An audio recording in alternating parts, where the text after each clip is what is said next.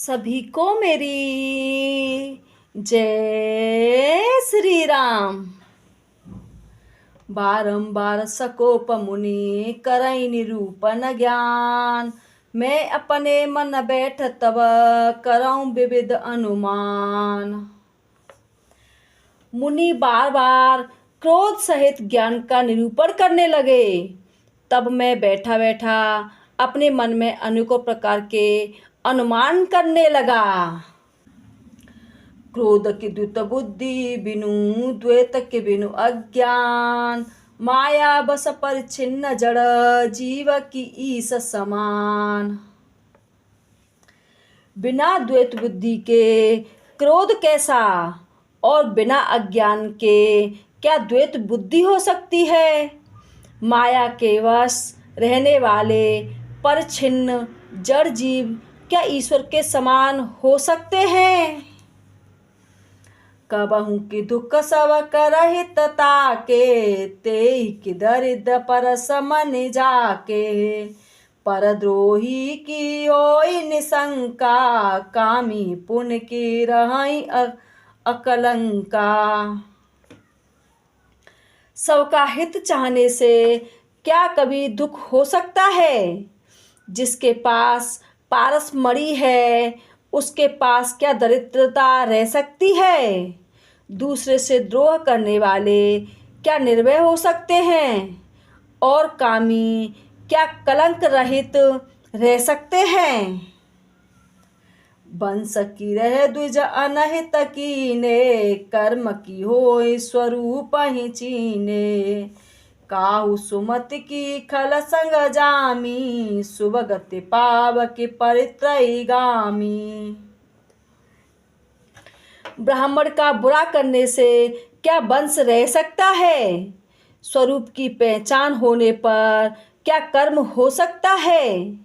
दुष्टों के संग से क्या किसी के सुबुद्धि उत्पन्न हुई है।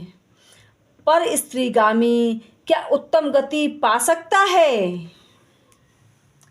भव की परहि परमात्मा विंदक, सुखी की होई कबहू हरि निंदक।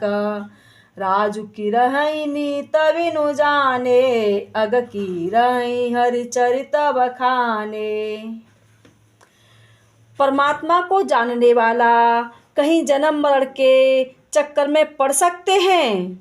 भगवान की निंदा करने वाले कभी सुखी हो सकते हैं। बिना नीति जाने क्या राज्य रह सकता है। श्री हरि के चरित्र वर्णन करने पर क्या पाप रह सकते हैं। पावन जस की पुण्य बिनु होई, बिनु अग अजस की पावई कोई। लाभ की किचु हरि भगति समाना, जेहि गावई श्रुति संत पुराना। बिना पुण्य के क्या पवित्र यश प्राप्त हो सकता है। बिना पाप के भी क्या कोई अपयश पा सकता है। जिसकी महिमा वेद संत और पुराण गाते हैं, उस हरि भक्ति के समान क्या कोई दूसरा लाभ भी है। हानि की जगह अहि समक छुबाई, भजई न राम ही नर तनु पाई। अग की पिसुनता समक छुआना, धर्म की दया सरिस हरि जाना।